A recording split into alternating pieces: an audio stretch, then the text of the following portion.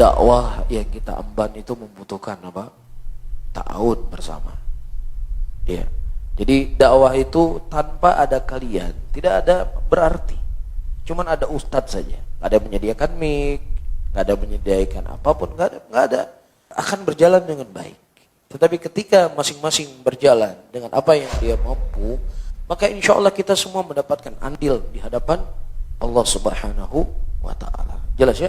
Jadi yang berdakwah, antum misalnya nggak menyampaikan ilmu di majelis seperti ustadz-ustadz yang menyampaikan. Tapi ketika antum berta'awun, bekerja sama, ya, walaupun pekerjaannya cuma hal-hal yang mudah, insya Allah apa?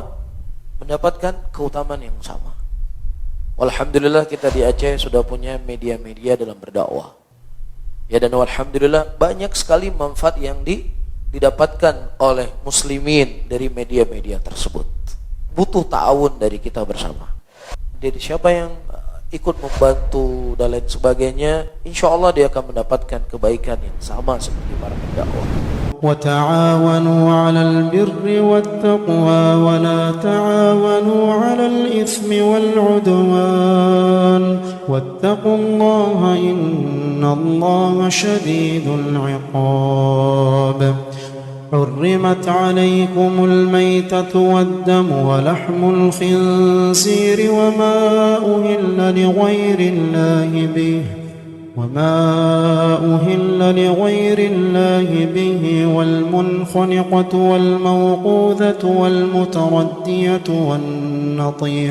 والنطيحة وما أكل السبع إلا ما ذكيتم وما ذبح على النصب وأن تستقسموا بالأزلام ذلكم فسق اليوم يئس الذين كفروا من دينكم فلا تخشوهم واخشون اليوم أكملت لكم دينكم وأتممت عليكم نعمتي ورضيت لكم الإسلام دينا